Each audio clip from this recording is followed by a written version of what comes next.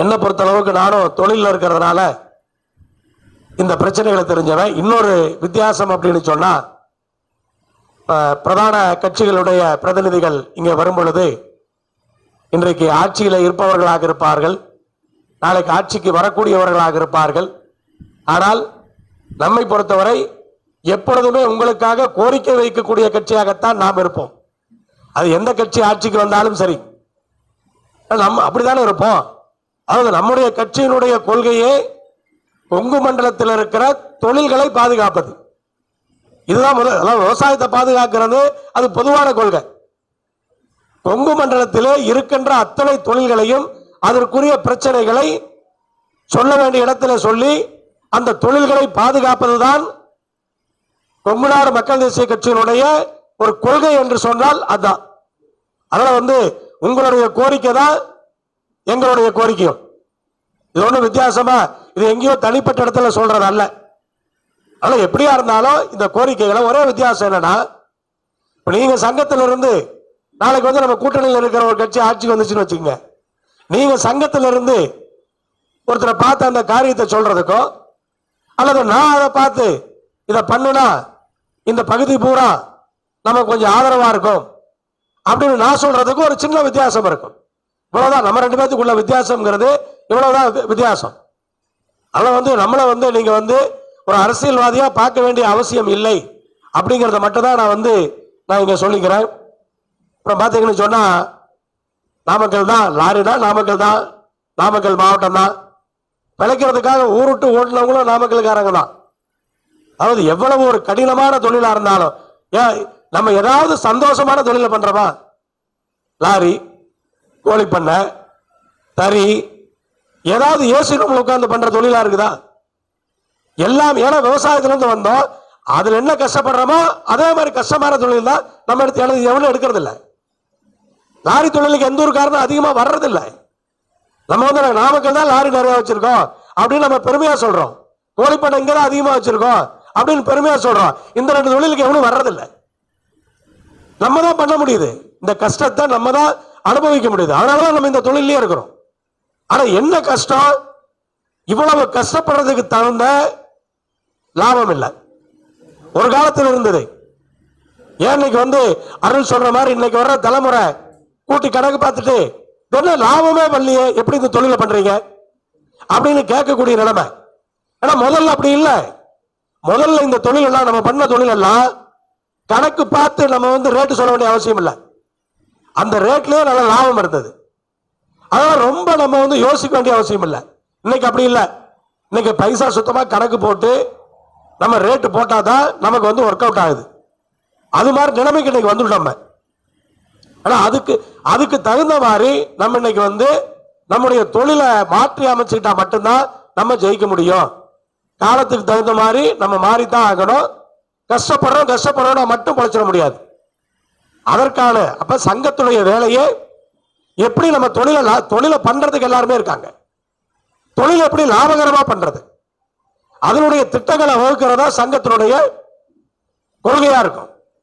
அப்ப சங்கத்தின் சார்பாக இன்றைக்கு எல்லோரையும் அழைத்து இந்த விஷயங்களை சொல்லுகிறோம் என்று சொன்னால், எப்படியாவது இந்த பிரச்சனை தீர்ந்துராதா, இவ்வளவு நாளா இது தீரல, இனியாவது இது தீராதா அப்படிங்கிற ஆதங்கம் தான். ஆனா இப்ப சொல்லக்கூடிய பிரச்சனைகள்லாம் இன்னைக்கு புதுசா உருவான பிரச்சனை எதுவுமே இல்லை. இன்னைக்கு என்ன போன மாசம் உருவான பிரச்சனையாது, இல்ல 6 மாசத்துக்கு முன்னாடி உருவான பிரச்சனையா? மேபி இந்த ஸ்டிக்கர் ஜிபிஎஸ் எல்லாம் இப்ப உருவான பிரச்சனையா இருக்கும். ஆனா நம்மளை பொறுத்த அளவுக்கு மற்ற பிரச்சனைகள் எல்லாம் பொதுவான பிரச்சனைகள் தான். அதாவது நலவாரியம்ங்கிறது கண்டிப்பா வேணுங்கிறதுல யாருக்கும் மாற்றுக்கிறது கிடையாது. நம்ம நினைக்கிற மாதிரி சரியான இடத்துல சரியான நபர்களால் அது சொல்லப்படவில்லை, இவ்வளவுதான். ஏன் நடக்கல அப்படின்னு சொன்னா, எதுக்கும் நலவாரியம் இருக்கு எல்லாம். அதாவது சொல்ல போனா பிராணிகளுக்கு கூட நலவாரியம்லாம் எல்லா பிராணிகளுக்கும் இருக்கு, எல்லாத்துக்குமே இருக்கு. ஆனா நமக்கு நலவாரியம் இல்லைங்கிறது எவ்வளவு வருத்தமான விஷயம். ஆனா இது யாரும் மாட்டேன்னு சொல்ல போறதில்லை. சரியான இடத்துல சரியான நபர்களால் இது சொல்லப்படவில்லை. இப்படி ஒரு நிலைமை இருக்காது. இது கண்டிப்பா சொல்லக்கூடிய நிலைமையில நம்ம இருப்போம். நான் நம்ம கூட்டணி ஆட்சிக்கு வந்தாதான் அப்படின்னு சொல்லல. இது எப்படியா இருந்தாலும் இந்த பிரச்சனையை தீர்க்கணும். நம்ம கூட்டணி ஆட்சிக்கு வந்தா அது சுலபம், அவ்வளவுதான். மற்றபடி யார் என்ன நடந்தாலும் சரி, இந்த பிரச்சனைகளை கொண்டுட்டு போய் தீர்க்க வேண்டியது உங்களுக்கு எப்படி உங்களுடைய பிரச்சனையோ இது கட்சிக்கு தன்னுடைய பிரச்சனை. ஆனா இது உங்களுடைய பிரச்சனை அப்படின்னு நம்ம எடுத்துக்க வேண்டிய அவசியம் இல்லை. அதே போல எல்லா தொழில் இருக்கிறவங்க தான் இருக்காங்க. நான் எத்தனை வேட்பாளரை இந்த தடவை கூட்டணியில வாங்கி நிறுத்தினாலும் எல்லாருமே தொழில் இருக்கிறவங்க தான். எந்த மாவட்டத்தையும் தொழில் இல்லாதவங்க நம்ம கட்சியில் யாரும் இல்லை, யாரும் வேட்பாளராக நிக்க போறதில்லை. சின்ராஜ் நிறுத்தணும்னு சொன்னா கோழிப்பண்ண இருந்தாலும் அசோசியேஷன் பிரசிடண்டா இருந்தாரு. அப்படிதான் யார வேட்பாளராக நிறுத்தினாலும் யாரும் கொங்குநாடு மக்கள் தேசிய கட்சியை பொறுத்த வரைக்கும் அரசியல்வாதி கிடையாது, எல்லாமே தொழில் செய்றவங்க தான். அந்த சிரமத்தை உணர்ந்தவர்கள் தான் நம் சார்பாக சட்டமன்ற உறுப்பினர்களாக சட்டமன்றத்திற்கு செல்வார்கள். நம்முடைய பிரச்சனைகளை கண்டிப்பாக தீர்ப்பார்கள். ஆனால் நலவாரியத்தை 100% நம்ம அமைக்கணும், முயற்சி பண்றவர்களா கிடையாது. நலவாரியத்தை இப்பவாவது கண்டிப்பா அமைக்கணும். இந்த ரஜினிகாந்த் சொன்ன மாதிரி இப்ப இல்லைன்னா எப்ப இல்லைங்கிற மாதிரி. ஆனா இந்த முறை கண்டிப்பா எப்படியாவது நம்ம நலவாரியத்தை அமைச்சே தீரணும். அதே மாதிரி இந்த கொரோனா டைம்ல இன்னொன்னு சொல்றேன், நலவாரியம் அமைக்கிறப்ப ஒரு அட்வான்டேஜ் என்ன அப்படின்னா, நிறைய டிரைவர் வர்றதுக்கு வாய்ப்பு இருக்கு. நமக்கு டிரைவர் ஷார்டேஜ்ல ரொம்ப கஷ்டப்படுறோம். நலவாரியம் அமைக்கிறப்ப அதுல நிறைய பெனிஃபிட் வர்றப்ப இந்த டிரைவர் வேலைக்கு நிறைய பேர் வர்றதுக்கு வாய்ப்பு இருக்கு. இன்னைக்கு எந்த ஒரு டிரைவரும் தன் மகனை டிரைவர் ஆக்குறது இல்லை. ஏன் நமக்கு டிரைவர் ஷார்டேஜ் ஆகுது? எந்த ஒரு டிரைவரும் தன்னுடைய மகனை டிரைவர் ஆக்க விரும்பல. அப்ப நலவாரியம் அது ஒரு சலுகைகளா அது ஒரு அரசாங்கத்தின் தரப்புல கவனிக்கப்படுது அப்படின்னு சொன்னா நிறைய டிரைவர்கள் வர்றதுக்கு வாய்ப்பு இருக்கும். அப்ப நமக்கு இந்த ஆள் பற்றாக்குறை பிரச்சனை தீர்றதுக்கான வாய்ப்பு இருக்கும். அதாவது நலன் செய்யறதுக்கு மட்டுமல்ல, நன்மை செய்யறதுக்கு மட்டுமல்ல, நமக்கு இந்த ஆட்கள் பிரச்சனை தீர்றதுக்கான அந்த வாய்ப்புகள் இந்த நலவாரியத்தின் மூலமா நடக்கிறதுக்கு வாய்ப்பு இருக்கு. கொரோனா டைம்ல ஓடாத வண்டிக்கு ரோட்ல வரி வாங்க கூடாதுன்னு நீங்க இன்னைக்கு சொல்றத நான் இந்த ஒரு 9 மாசமா சொல்லிட்டே தான் இருக்கிறேன். எல்லா இடத்துலயும் அதை சொல்லிட்டே தான் இருக்கிறேன், நான் பேசிட்டே தான் இருக்கிறேன். அது நடக்காமையே இருக்கு. ஆனா அந்த கோரிக்கை ஒரு நியாயமான கோரிக்கை. பக்கத்து மாநிலத்தில் நடந்தது கூட இங்க நடக்காம போயிடுச்சு. ஸ்கிராப்பிங் பாலிசி, அதாவது என்னமோ வாகனங்கள் மட்டும்தான் அந்த நாட்டை பொல்யூட் பண்ற மாதிரி, வேற பொல்யூஷனே கிடையாது, எங்கேயுமே கிடையாது. மீதி எல்லாம் ஒழிச்சிட்டு இங்க வந்தா பரவாயில்ல. நான் தான் சாய கழிவு சொன்னேன், அவன் சாயத்திலையும் நேரா ஆத்துலையும் குளத்திலையும் வாய்க்காலையும் விட்டுக்கிட்டே இருக்காங்க.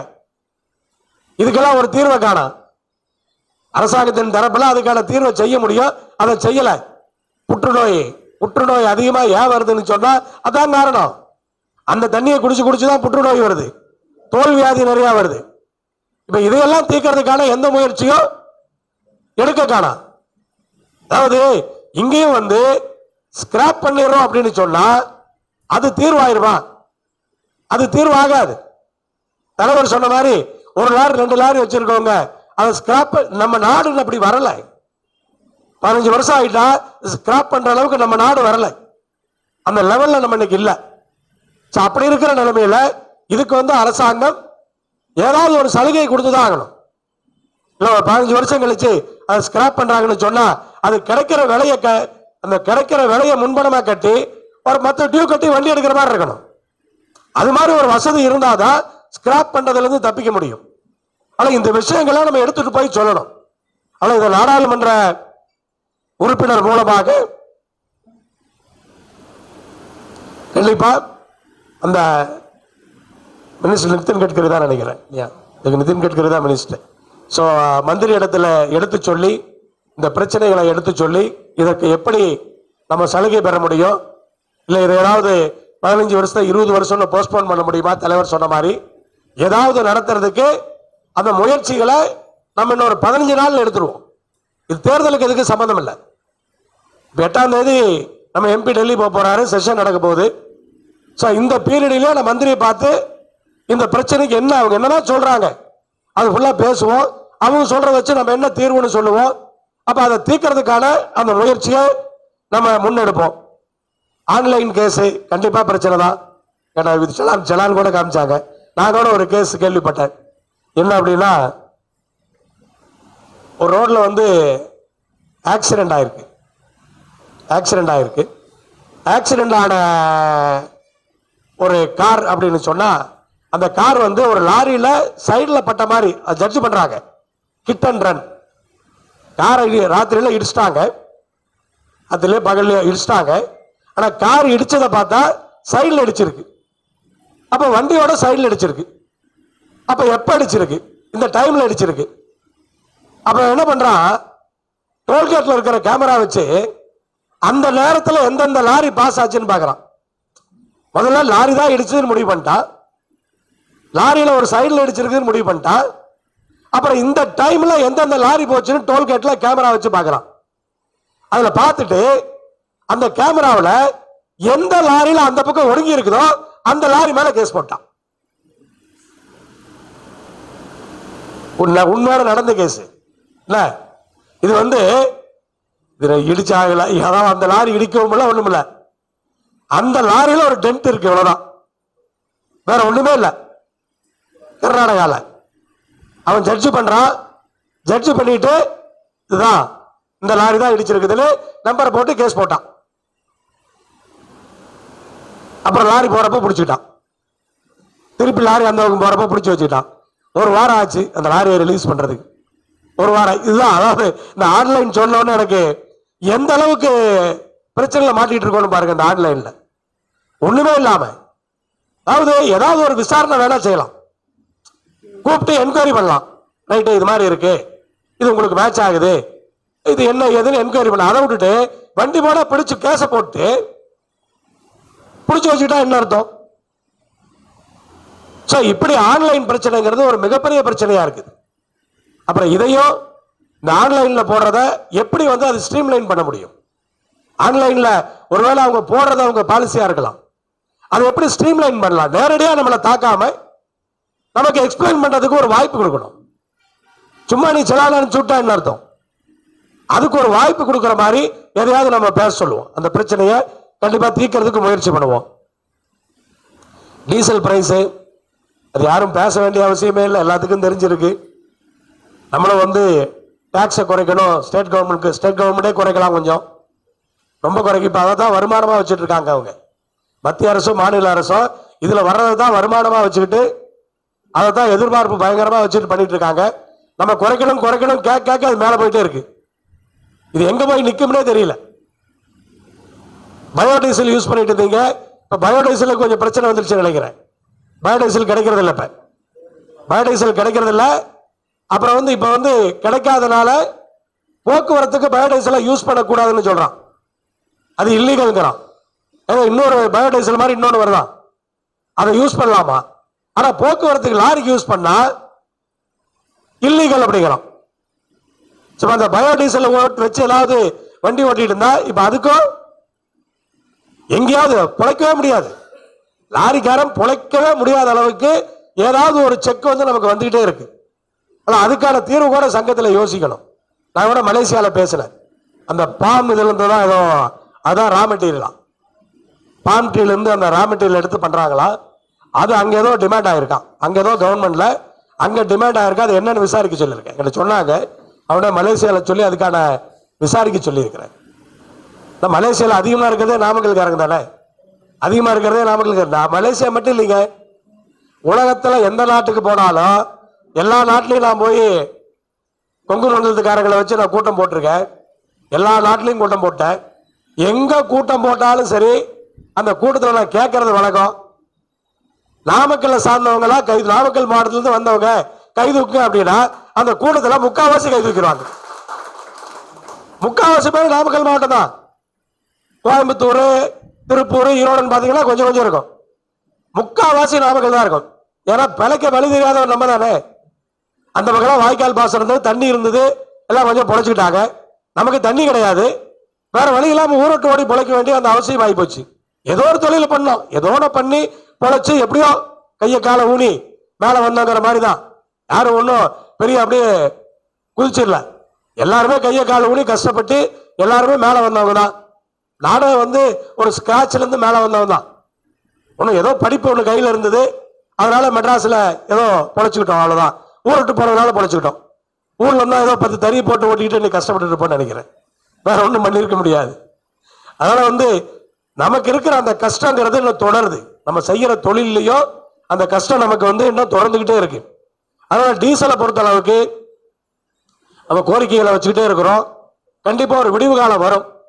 ஒரு விடிவு, ஏன்னா உங்களுக்கு அடக்க விலைங்கிறது 30ல இருந்து 35 தானே இருக்கு. அடக்க விலை நேற்று கூட வாட்ஸ்அப்ல ஒன்று படித்தேன். வாட்ஸ்அப்ல படிக்கிற பார்த்தா நம்ம நேபாளத்துக்கு விற்கிறோமா, இங்க இருந்தா நேபாளம் வாங்குறானா, நம்மளோட கம்மியா விற்கிறானா. அவனுக்கு அங்க சுத்திகரிப்பாலை கிடையாது, அவனுக்கு ரிஃபைனரி கிடையாது. இந்தியாவில இருந்து விலைக்கு வாங்கி அவன் நம்மளோட பங்குல கம்மியா வைக்கிறான். அப்ப நம்ம நிலைமை பாருங்க. கண்டிப்பா அதுக்கு ஒரு தீர்வு வரும். ஆனா எனக்கு என்னமோ இவ்வளவு மேல போறேன்னா 150 ரூபாய்க்கு போகணும்னு நினைக்கிறேன் நான். தீர்வு வரணுமுங்க. அதாவது கழகம் வந்தாதான் தீர்வு வரும். சும்மா 70 ரூபாய் 72 ரூபாய் தீர்வு வராது. நமக்கு 72 ரூபாயே அதிகம் தான். இப்ப மேல போக போக தான் எல்லாரும் பத்தி பேசுறாங்க. இதுக்கு கண்டிப்பா ஒரு தீர்வு வரும். ஆனா நம்பிக்கை இருக்கலாம், ஏதோ ஒரு வகையில் அது ஒரு தீர்வு வந்துதான் தீரும். இப்படியே போயிடாது, கண்டிப்பா வரும். ட்ரக் பார்க்கிங் இது நாமக்கல்லை பொறுத்த அளவுக்கு நெடுநாளைய பிரச்சனை தான். நான் என்ன சொல்றேன், சங்கத்து சார்பா ஏதோ ஒரு இடத்தை அடையாளப்படுத்த முடியுமா? அரசாங்க நிலத்தை சங்கத்து சார்பா ஏதோ ஒரு இடம் மத்திய அரசுக்கு சொந்ததோ மாநில அரசுக்கு சொந்தமானதோ ஏதோ ஒரு இடத்தை அடையாளப்படுத்த முடியுமா? ஏன்னா அது முடியுமா? புறம்போக்கு நிலம், நீங்க அது ஸ்டேட் கவர்மெண்ட் இருந்தாலும் சரி, சென்ட்ரல் கவர்மெண்ட் இருந்தாலும் சரி, அது ஒரு, ஏன்னா நம்ம பண்ணுங்க பண்ணுங்க பண்ணுங்கன்னு சொல்றதை விட அரசாங்கத்தில் இருக்கிறவனுக்கு இதெல்லாம் தெரியாதுங்க. அரசாங்கத்தில் இருக்கிறவன் பண்றேன் பண்றேன் அப்படின்னு போறதோட சரி, அவங்களுக்கு தெரியாது. நம்ம இந்த இடம் இருக்கு, வேற புறம்போக்கு சொல்லுங்க, புறம்போக்கு சொல்லுங்க, இடம் கம்மியா இருந்தா மல்டி லெவல் பண்ணி தர சொல்லுவோம். இன்னைக்கு மல்டி லெவல் முடியாதா? லோடு இல்லாத லாரிலாம் மேலே ஏற்றிக்கலாம் இல்ல, ஏன் நிறுத்த முடியாது? மல்டி லெவல் பண்ண போறது. ஆனா இடம் இல்லாம இல்ல, எங்கேயாவது புறம்போக்கு இடம் இருக்கும், அதை அரசாங்கத்துக்கு சொந்தமா இருந்ததுன்னா அந்த இடத்தை குறிப்பிட்டு கேட்போம், இந்த இடத்தை பண்ணி கொடுக்கணும்னு சொல்லி அதை ஃபாலோ பண்ணுவோம். அதுக்கு ஒரு ஃபைல் போட்டு அதை ஃபாலோ பண்ணுவோம். அப்பதான் அது நடக்கும். இல்லைன்னா சும்மா நம்ம எல்லாத்தையும் கோரிக்கை வச்சுக்கிட்டே இருக்க வேண்டியதான். ஆனா அடுத்தது டெஃபினட்டா எங்கேயாவது ஒரு இடத்தை பிடிச்சிருங்க. இடம் ஏதாவது இருக்கும், ஏதாவது ரயில்வேக்கு சொந்தமானதோ ஏதோ ஒன்று ஏதாவது இருக்கு, எங்கேயாவது இருக்கும், ஏதோ ஒன்று பிடிச்சிக்குவோம். கொடுக்குறாங்களோ இல்லை 99 இயர்ஸ் லீஸ் போடுறாங்களோ ஏதோ ஒன்று போட்டு கொடுப்பாங்கல்ல. சரி, விலைக்கு ஒன்றும் கிரை பண்ணி தர முடியாது, 99 இயர்ஸ் லீஸு, அசோசியேஷன் யூஸ் பண்ணிக்கங்க அப்படின்னு சொன்னா போதுமில்ல, அந்த விஷயத்த பண்ணா போதுமே. ஆனால் இடத்தை அடையாளப்படுத்துற வேலையை, அந்த பார்க்கிங்காக அந்த வேலையை சங்கத்து சார்பா பண்ணுங்க. இதை பண்ணாம நம்ம கோரிக்கை மட்டும் கொடுத்து எந்த பிரயோஜனம் இல்லை, யார்கிட்ட கோரிக்கை கொடுத்தாலும் நடக்காது. உதிரி பாகத்துக்கான அந்த தொழில் பூங்கா, அது கண்டிப்பா ஒரு நல்ல ஐடியா. லாரி மட்டுமே ஓட்டிட்டு இருக்கிறோம், மற்றபடி இதனோட சப் ஒர்க் தான் எல்லாமே நடந்துகிட்டு இருக்குது. உதிரி பாகம் தயாரிக்கிற வேலை சொன்னா அடுத்த கட்டமா ஒரு இன்னும் கொஞ்சம் நம்ம படித்த இளைஞர்களுக்கு இங்கேயே ஏதாவது வேலை இருக்கும், தொழில் ஆரம்பிக்கலாம். நம்ம வாரிசுகளே லாரிக்கு வர வேண்டாம்னு நினைக்கலாம். நம்ம உதிரி பாகம் தயாரிக்கிறதுக்கு இன்ட்ரெஸ்டா இருக்கலாம். அப்படி ஒரு பெரிய பார்க் நம்ம போட்டோம்னு சொன்னா, அப்ப அதுக்கு ஏன்னா லாரியே நம்ம தான் அழிக்கிறோம், வாங்கி அழிக்கிறது நம்ம தான். இப்ப அசோக் லேலாண்ட் யாராகட்டும், அவங்கள இங்க கொடுக்கணும்னு சொன்னா அவங்க மாட்டேன்னு சொல்ல முடியாது. நம்ம கண்டிஷன் போடலாம்ல, அசோசியேட்டுக்கு வர்றாங்கல்ல லாரி விற்கிறதுக்கு, அப்ப நம்மளும் கண்டிஷன் போடலாம்ல, நீ குவாலிட்டி எடுத்துக்க, குவாலிட்டி வாங்க தலையிடல, மற்றவங்க என்ன கொடுக்குறியோ அதை கொடு, அதை நம்ம கேட்க முடியும். அதுக்கான வாய்ப்புகள் கண்டிப்பா இருக்கு. அப்ப இந்த ஒரு இது மாதிரி நம்ம ஏதோ ஒரு கிரியேட்டிவா ஒன்று கொடுத்தோம்னு சொன்னா, அதை அரசாங்கத்தின் தரப்புல கண்டிப்பா நம்ம பார்க்கு போற்ற முடியும். அதுல பிரச்சனையே கிடையாது. இதை விலை கம்மியா, இதுக்கு புறம்போக்கு லேண்டு தான் இருக்கணுங்கிற அவசியம் இல்லை.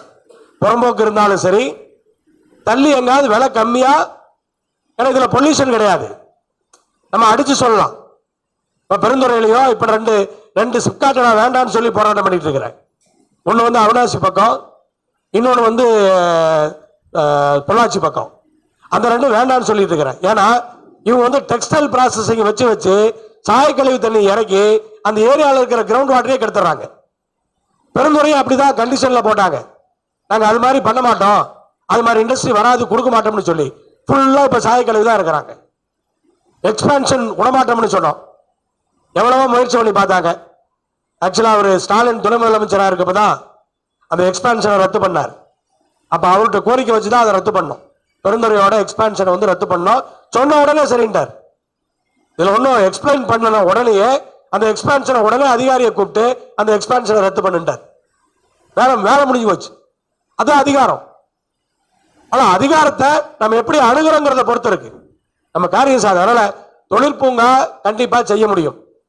அது வந்து விலை கம்மியா இருக்கிற ஏரியாவா பார்த்து, ட்ரை ஏரியாவா பார்த்து, நல்லா அந்த உடக்கா மொட்டு விடாத காடுமாங்க, அது மாதிரி இடமா பார்த்து ஒரு 500 ஏக்கர் ஒரு 1000 ஏக்கர் நம்ம பிடிச்சி கொடுத்துட்டோம்னு சொன்னா பார்க்கு அரசாங்கத்தில் செலவு பண்ணி அவங்க வந்து மற்றதெல்லாம் பண்ணி எல்லாம் பண்ணி கொடுத்துறாங்க. அதில் ஒன்றும் பிரச்சனை இல்லை, அது பண்ணிக்கலாம். இது டெஃபினட்டா இது பண்ணக்கூடிய விஷயம். அது ஒன்லி திங் அவங்களுக்கு வந்து நம்ம என்ன, இது வந்து ஆட்டோமொபைலுக்காக ஸ்பேர் பார்ட்ஸுக்காக எக்ஸ்க்ளூசிவா இதை மத்திய அரசாங்கத்திலும் சலுகை வாங்க முடியும். டெக்ஸ்டைலுக்கு இப்ப மத்திய அரசாங்கத்திலிருந்து சலுகை கொடுத்து பார்க் போடுறாங்க. இப்போ வந்து நான் கூட சென்னையில் வந்து பார்க்கில் ஒரு 2 ஏக்கர் வாங்கினேன். ஒரு 7-8 வருஷம் இருக்கும். அப்பேரல் பார்க் அப்படின்னு போட்டாங்க. டெக்ஸ்டைலுக்காக ஒரு பார்க் போட்டாங்க, ஸ்ரீபெரும்புதூர்ல போட்டாங்க. நான் 2 ஏக்கர் வாங்கினேன். ஏக்கர் 7.5 லட்சம் தான். இல்லை, வெளியே மார்க்கெட்ல 1 கோடி. மார்க்கெட்ல 1 கோடி. அது ஏக்கர் 7.5 லட்சம்னு 2 ஏக்கர் 15 லட்சத்துக்கு கொடுத்தாங்க. சென்ட்ரல் கவர்மெண்ட் சப்சிடி கொடுக்குறான். 80% சென்ட்ரல் கவர்மெண்ட் சப்சிடி கொடுக்குறான். அப்ப இதுக்கு நம்ம சப்சிடி வாங்குறதுக்கு அதை மத்திய அரசுல முயற்சிக்க முடியும். பார்க்கை வந்து மாநில அரசு போட சொல்லலாம். அந்த பார்க்குக்கான சப்சிடி, ரோடு போடுறது மற்ற விஷயங்கள் எல்லாம் அந்த சப்சிடி வந்து அவங்கள கொடுக்க சொல்லலாம். இன்க்ளூடிங் ஹாஸ்டல் முதலானது பண்ணி கொடுத்துருக்காங்க. டெக்ஸ்டைல் பார்க்ல கம்பெனியோட நான் வந்து அந்த 2 ஏக்கர் எப்படி வாங்கிட்டேன்னு சொன்னா, லேடிஸ் ஹாஸ்டல் ஒன்று ப்ரப்போஸ் பண்ணியிருந்தாங்க. அந்த லேடிஸ் ஹாஸ்டல் பில்டிங்க்கு பக்கத்தில் லேண்ட் வாங்கிட்டேன். இப்போ நம்ம கம்பெனி இப்போ வேலை பார்க்குற பெண்கள் தான் பூரா அந்த ஹாஸ்டலில் இருக்காங்க. ஸோ அதை அதனால வந்து அந்த ஹாஸ்டலும் கட்டி கொடுக்குறாங்க. ஸோ இது மாதிரி விஷயங்களை அரசாங்கத்தில் நிறைய பணம் செலவு பண்ணுறான். முடிச்சுட்டு இருக்கிறவன், நல்ல விழிப்புணர்வு இருக்கிறவன் வாங்கிக்கிறான். நம்ம எப்பவுமே அரசாங்கத்தினுடைய உதவியே நாடாதவங்க நம்ம. இது உங்களுக்குன்னு இல்லை, எனக்குன்னு இல்லை, இந்த கொங்கு மண்ணில் இருக்கிற அத்தனை பேத்துக்கு உள்ள ரத்தம் என்னன்னா, அரசாங்கத்தில் நம்ம நம்ப மாட்டோம். அது ஒன்றும் ஆகாதுப்பா, அதெல்லாம் ஒன்றும் ஆகாதுப்பா அப்படின்னு ஒரு அவநம்பிக்கை. ஆனா அரசாங்கத்தில் ஏகப்பட்ட சலுகைகள் இருக்குது. ஒண்ணுமே பண்ணாதவன் அனுபவிக்கிறான். கஷ்டப்படுறவங்க நம்ம அனுபவிக்கிறது கிடையாது. பட்ஜெட்ல இதுக்கு இத்தனை கோடி, அதுக்கு இத்தனை கோடி, இதுக்கு இத்தனை கோடின்னு ஒதுக்கி செலவு பண்ணி காலி பண்றான். ஆனா நம்ம கஷ்டப்படுறவங்க அதை அனுபவிக்காம இருக்கிறோம். சோ இது மாதிரி இந்த விஷயங்கள் எல்லாம் நம்ம சரியான அதை வந்து அப்ரோச் பண்ணணும். ஆனா சங்கத்தின் மூலமா தான் அதை பண்ண முடியும். தனி மனிதனா யாரும் அதை பண்ணிட முடியாது. அப்ப சங்கத்தின் மூலமா இதை வந்து ஒரு சரியான அப்ரோச்சில் பண்ணோம்னு சொன்னா இந்த தொழிற்பூங்காவை நம்ம கொண்டு வந்துட முடியும். டோல், நிறைய டோல் தமிழ்நாட்டில் எக்ஸ்பயர் ஆயிருக்கு. இதை கண்டிப்பா நம்ம டீட்டெயில் எடுப்போம். டீட்டெயில் எடுத்துரும். உங்களால் எடுக்க முடியுமா? சங்கத்தில் எடுக்க முடியுமா? சரி, அரசாங்கத்தில் எடுப்போம். எந்தெந்த டோல் எப்போ ஆரம்பிச்சாங்க என்னங்கிற டீட்டெயில இதில் கேட்கலாமே. நீங்க ஆர்டிவியில் போட கொடுக்க மாட்டேங்கிறாங்களா? சரி, எடுத்துருவோம். அதை எடுக்கிறதுக்கான முயற்சி பண்ணுவோம். எடுக்கிறதுக்கான முயற்சியை பண்ணி 1-2 சொல்லுவாங்க. இந்த ஓமலூருக்கு முன்னால் இருக்கிற டோலு அது எக்ஸ்பயர் ஆயிடுச்சுன்னு சொன்னாங்க. அதுக்கெல்லாம் நான் அறிக்கை விட்டுருக்கிறேன், அதுக்கு பேசியிருக்கிறேன். அது மாதிரி வந்து அது என்ன லிஸ்ட் எடுத்து அதை பண்ணுவோம். 25 டோல் இருக்கிறார் அண்ணன். அதாவது இன்னொரு டேட்டா நேற்று படித்தேன்.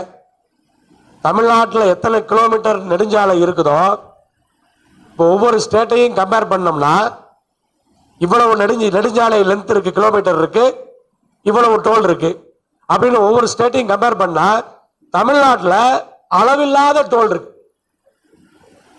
எதுக்கு இவ்வளவு டோல் இருக்குன்னே தெரியல. ஏதோ ஒரு கணக்கு வேண்டாமா? ஒரு ஸ்டேட்ல 12,000 கிலோமீட்டர் இருக்குங்கிறான். கரெக்டான ஞாபகம் இல்லை, 12,000 கிலோமீட்டர் இருக்குங்கிறான். அங்க வந்து 70 டோல். நம்மளது 5,000 கிலோமீட்டர் தான் இருக்கான். 5,000 கிலோமீட்டருக்கு 52 டோலோ 54 டோலோ இருக்கான். அது கரெக்டா எனக்கு தெரியல, படிச்சது கரெக்டா ஞாபகம் இல்லை. ஆனா அந்த டீட்டெயில் போட்டிருக்கான். தமிழ்நாட்டில் டபுளா இருக்கு. மற்ற ஸ்டேட்டை கம்பேர் பண்ணோம்னா தமிழ்நாட்டில் டபுளா இருக்கு. அதாவது நம்ம என்ன கேட்கணும், ஒரு டோல் போடணும்னா நம்ம சங்கத்தையும் ஆலோசிக்கணும். இஷ்டத்துக்கு போட்டு போனா யாருக்கு கணக்கு தெரியும்? இவன் இஷ்டத்துக்கு ரோட்ல 4 டோல் போட்டுக்கிறான். இந்த மதுரையில இருந்து வந்தோம்னா நிறைய டோல் இருக்க மாதிரி நான் ஃபீல் பண்றேன். அது ஒரு டைம்ல பாத்தீங்கன்னா அந்த எல்என்டி டோல்லாம் காசு கொடுத்தீங்கன்னா வாங்கிக்குவான், வேகமா போனீங்கன்னா விட்டுருவான். அது மாதிரி இருந்தது. ஸ்ரீபெரும்புதூர் டோல்ல கூட அப்படிதான். ஸ்ரீபெரும்புதூர் டோல்ல கூட ஸ்ரீபெரும்புதூர் டோலு, செங்கல்பட்டு டோலு, அதுல எல்லாமே ஒரு பீரியட்ல இப்ப மறுபடியும் எல்லாம் இந்த இதை போட்டு வாங்குறான். முதல்ல இருப்பான் அந்த பையன், நீங்க வந்து வண்டி வேகமா போயிட்டு ஒரு மாதிரி பாத்தீங்கன்னா போங்கன்றோம். அது என்னவோ தெரியல, அது வாங்குறது நியாயம் இல்லையானோ தெரியல. ஒரு பீரியட்ல இந்த ஸ்ரீபெரும்புதூர் டோலு, செங்கல்பட்டு டோலு, அது இந்த எல்என்டியில் இருக்கிற டோலு, இதெல்லாம் அப்படிதான் இருந்தது. ஆனா இப்ப மறுபடியும் அதை ரெகுலரைஸ் பண்ணி திருப்பி ஏதாவது ரீகான்ட்ராக்ட் போட்டு சைன் பண்ணிட்டாங்க எனக்கு தெரியல. இப்ப ரைட் ராயலா வாங்குறான். முதல்ல மாதிரி இல்லை, இப்ப ரைட் ராயலா வாங்குறான். அதுல என்ன நடக்குதுன்னு தெரியல. அது என்னமோ கொஞ்ச நாள் எக்ஸ்பைரி ஆகி இடையில கொஞ்ச நாள் விட்டாங்கன்னு நினைக்கிறேன். அக்ரிமெண்ட் இல்லைன்னு நினைக்கிறேன். எவன்கிட்ட அவன் சண்டை போட முடியல, ஆளை வச்சு பிடிக்க முடியல, அதனால விட்டான். ஆனா அந்த கணக்கு கண்டிப்பா நம்ம எடுப்போம், கணக்கு எடுத்து பார்த்துருவோம். ஒவ்வொரு அமைச்சகத்துக்குமே எந்த மந்திரியா இருந்தாலும் சரி, அந்த மந்திரிக்கு அட்வைசிங் கமிட்டின்னு ஒரு கமிட்டி கண்டிப்பா இருக்கணும். இது வந்து நான் இப்ப இருக்கிற முதலமைச்சர்கிட்டையும் ஒரு 2 வருஷத்துக்கு முன்னாடி ஒரு மணி நேரம் உட்கார்ந்து பேசினேன். ஒவ்வொரு அமைச்சகத்துக்கும் ஒரு அட்வைசிங் கமிட்டி போடுங்க. ஒரு டிரான்ஸ்போர்ட் அப்படின்னு சொன்னா, டிரான்ஸ்போர்ட் மந்திரிக்கு டிரான்ஸ்போர்ட் பத்தி என்ன தெரியும்? தெரியாது. அப்ப டிரான்ஸ்போர்ட் தொழில் இருக்கிற ஒரு சங்க நிர்வாகிகள், நல்லா பண்ணிட்டு இருக்கிற ஒரு 4 தொழிலதிபர்கள், இது மாதிரி கொண்டு ஒரு கமிட்டி போடுங்க. ஒரு முடிவெடுத்தா அந்த கமிட்டி கிட்ட கேளுங்க, கேட்டு பண்ணுங்க. கல்வியா, கல்வி அமைச்சருக்கு நம்ம ஆளுங்க இன்னைக்கு வந்து அரசாங்க பள்ளியை விட பிரைவேட்ல ஸ்கூல் வந்து ரொம்ப நல்லா நடத்துறாங்க, காலேஜ் நல்லா நடத்துறாங்க. அப்ப அதுல எக்ஸ்பர்ட்டா இருக்கிறவங்கள ஒரு கமிட்டி போட்டா தப்பு. கல்வி மந்திரின்னு ஒருத்தர் போட்டோன்னே அவருக்கு உடனே அதுல எல்லாம் தெரிஞ்சிருமா? அப்புறம் ஒவ்வொரு மந்திரிக்குமே ஒரு கமிட்டி தேவைப்படுது. அக்ரிகல்ச்சரா, அதுக்கு ஒரு கமிட்டி போடுங்க. அந்த சங்கத்து அதாவது அரசியல் அரசாங்கத்து சார்பா ஒரு தொழிலுக்கு நல்லது பண்றதை விட அந்த தொழிலோட சங்கத்து சார்பா தான் இன்னைக்கு அதிகமான நன்மைகள் நடக்குது. எந்த சங்கமா இருந்தாலும் சரி, லாரி மட்டும் சொல்லல, எந்த சங்கமா இருந்தாலும் அந்த சங்கத்தினால் நடக்கிறதா அத்தனை நன்மையும். அப்படி இருக்கிறப்ப ஒரு எந்த ஒரு மினிஸ்டரா இருந்தாலும் அதுல அந்த தொழிலை சார்ந்தவங்களை ஒரு 10 பேர் ஒரு கமிட்டி போட்டா என்ன தப்பு? இதை போடுங்க அப்படின்னு சொல்லி அவரு எடப்பாடி பழனிசாமி கிட்டையும் ஒரு மணி நேரம் உட்கார்ந்து இதை விட இன்னொரு சில விஷயங்களும் சேர்த்து பேசல. இதையும் சொன்ன இவருடைய திராவிட முன்னேற்ற கழகத்தை தலைவர்கிட்டையும் அவர்கிட்டையும் கோபாலபுரத்தில் தனியா நாங்கள் 1 to 1 பேசணும். அப்ப அறிவாலயத்தில் இல்லை, கோபாலபுரத்தில் இப்ப ஒரு வருஷம் இருக்கும் உட்கார்ந்து இது மாதிரி வந்து எந்த ஒரு மினிஸ்ட்ரியா இருந்தாலும் ஒரு 10 பேர் கொண்டு ஒரு கமிட்டி போடணும். எந்த டிபார்ட்மெண்ட் இருந்தாலும் சரி, இன்னும் ஒரு எஃபெக்டிவா வர்றதுக்கு வாய்ப்பு இருக்கு அப்படின்னு நான் வந்து எடுத்து சொல்லி இருக்கிறேன். ஆனா இன்னும் வர்ற காலத்துல நமக்கு சொல்லக்கூடிய அங்கீகாரம் இன்னும் கொஞ்சம் அதிகமா இருக்கிறப்ப அதை வந்து நான் அழுத்தமா ஒரு ரிக்வெஸ்ட் மாதிரி சொல்றதை விட இன்னும் கொஞ்சம் பண்ணித்தான் ஆகணும் அப்படிங்கிற மாதிரி சொல்றதுக்கான வாய்ப்பு வரும்போது நீங்க சொல்றது கண்டிப்பா நடந்துடும். இதை வந்து கண்டிப்பா அப்படி பண்றப்ப இந்த பிரச்சனைகளே பாதி குறைஞ்சு போயிடும். கேட்டு பண்றப்ப என்ன பிரச்சனை வரப்போகுது? அது மாதிரி ஒவ்வொரு இடத்துக்குமே வேணுங்கிறது தான். அப்படி பண்ணினாவே ஆக்கப்பூர்வமா ரிசல்ட் வந்துடும். அப்புறம் அரசாங்க லோடு சொன்னீங்க, கண்டிப்பா அந்த முயற்சிகள் எடுக்கணும். அரசாங்கத்தினுடைய தரப்புல வர்ற எந்த லோடா இருந்தாலும் அது சங்கங்களை உபயோகப்படுத்தணும். நம்ம வந்து நம்ம சின்ராஜ் இருக்கப்ப தான் கோர்ட்ல கேஸ் போட்டார். கோழி பண்ண அசோசியேஷன்ல தான் முட்டை வாங்கணும்னு கோர்ட்ல கேஸ் நடத்தினார். நம்ம வக்கீல் தான் நடத்தினார். நல்லா வக்கீலை பார்க்க வந்ததுனால எனக்கு முழு கதையை அதுல தெரியும். அது மாதிரி எந்த ஒரு அரசாங்கத்தினுடைய டெண்டரா இருந்தாலும் அது வந்து அசோசியேஷனுக்கு ஒரு ப்ரியாரிட்டி கொடுக்கணும், ஒரு முக்கியத்துவம் கொடுக்கணும். ஏன்னா எம்எஸ்எம்இல நீங்க வரமாட்டீங்கல்ல, அதுக்கு உங்களுக்கு சம்மந்தமே இல்லை. அது வருதா? எம்எஸ்எம்இக்கு அரசாங்கத்தில் ஒரு சலுகை வச்சிருக்கான். எம்எஸ்எம்இக்கு அரசாங்கத்தினுடைய டெண்டர்ல ஒரு சலுகை வச்சிருக்கான். அப்ப லாரி டிரான்ஸ்போர்ட் எம்எஸ்எம்இக்குள்ள கொண்டு வரணும். கொண்டு வந்தா ஆட்டோமேட்டிக்கா ஆயிடும். இதெல்லாம் நம்ம வந்து எம்எஸ்எம்இகளை கொண்டு வந்தா லோன் வாங்கினா 2% வட்டி கம்மி. நானும் எம்எஸ்எம்இல இருக்கிறேன். எம்எஸ்எம்இன்னு சொன்னா பேங்க்ல வந்து எவ்வளவு வட்டியா இருந்தாலும் ரிசர்வ் பேங்க் 2% கொடுத்துறான் எம்எஸ்எம்இன்னு சொல்லி. அப்ப அந்த 2% வட்டி குறையுது. இது மாதிரி அரசாங்கம் நினைச்சா இந்த தொழிலை பாதுகாக்க முடியும். எவ்வளவோ ஆயிரக்கணக்கான லட்சக்கணக்கான கோடிகளை செலவு பண்றாங்க. 21 லட்சம் கோடியில எங்களுக்கு 1 கோடி கூடவா இல்லைங்கிற கேட்ட மாதிரி எவ்வளவோ லட்சக்கணக்கான கோடி செலவு பண்றாங்க. இது சரியான இடத்துல சரியா சொல்லப்படல. கண்டிப்பா இதனால அதிகமா பாதிக்கப்பட்டது லாரி தொழில் தான். கொஞ்சம் லாரிக்காரங்கள அந்த டைம்ல டோல்லாம் இல்லாதனால கொஞ்சம் மகிழ்ச்சியா இருந்தாங்கன்னு நினைக்கிறேன். அந்த மகிழ்ச்சியில அந்த சந்தோஷத்துல கொஞ்சம் மறந்து வச்சு மட்டும் டோல் ஆரம்பிக்க டிரைவர் வரல, இருந்தாலும் டோல் கிடையாது இல்ல. அதனால வந்து நம்ம பிரச்சனைகளை எடுத்து சொல்லி அதை வந்து மத்திய அரசா இருந்தாலும் மாநில அரசா இருந்தாலும் உங்களோட நீங்க வந்து கொங்குநாடு மக்கள் தேசிய கட்சியை ஒரு தனி அரசியல் கட்சியாக நீங்க நினைக்கணுங்கிற அவசியம் இல்லை. உங்க சங்கத்துக்கு என்ன பொறுப்பு இருக்கோ அதே பொறுப்பு கொங்குநாடு மக்கள் தேசிய கட்சிக்கும் இருக்கிறது என்பதை நீங்கள் கண்டிப்பாக புரிந்து கொள்ளுங்கள். சங்கத்துக்கு என்ன ரெஸ்பான்சிபிலிட்டி இருக்கோ அதே ரெஸ்பான்சிபிலிட்டி எனக்கு இருக்கு. ஆனால் உங்களுடைய கோரிக்கைகளை அரசாங்கம் எதுவாக இருந்தாலும் கண்டிப்பாக அதை கோரிக்கையை வைத்து அதை ஃபாலோ பண்ணி தீர்க்க வேண்டியது இங்கனாலும் டெல்லினாலும் அது நம்முடைய கடமை என்பதைத்தான் இந்த நேரத்தில் நான் வலியுறுத்தி சொல்லிக்கொள்ள ஆசைப்படுகிறேன். அதே போல அதனால கண்டிப்பாக இனி வருகிற காலத்திலே ஒரு நல்ல காலம் பிறக்கும். நாங்களும் ஒரு சொல்லக்கூடிய இடத்திலே ஒரு கோரிக்கையை வைத்தது மாறி செய்துதான் ஆக வேண்டும் என்று ஒரு உரிமையோடு சொல்லக்கூடிய இடத்திலே இருக்கக்கூடிய அந்த வாய்ப்பு கிடைக்கும் பட்சத்தில் கிடைக்கும் என்ற அந்த நம்பிக்கையோடு இருக்கின்றோம். அப்படி இருக்கும் பொழுது மாநில அரசின் தரப்பிலே என்ன காரியங்கள் வேண்டுமானாலும் நமக்கு செய்ய வேண்டுமோ அத்தனையும் செய்து தர முடியும் என்ற நம்பிக்கை எனக்கு இருக்கின்றது. உங்களோடு இவ்வளவு நேரம் பேசுவதற்கு ஒரு வாய்ப்பை உருவாக்கி கொடுத்து இந்த கருத்து பரிமாற்றத்திற்கு நன்றி கூறி விடைபெறுகிறேன். நன்றி, வணக்கம்.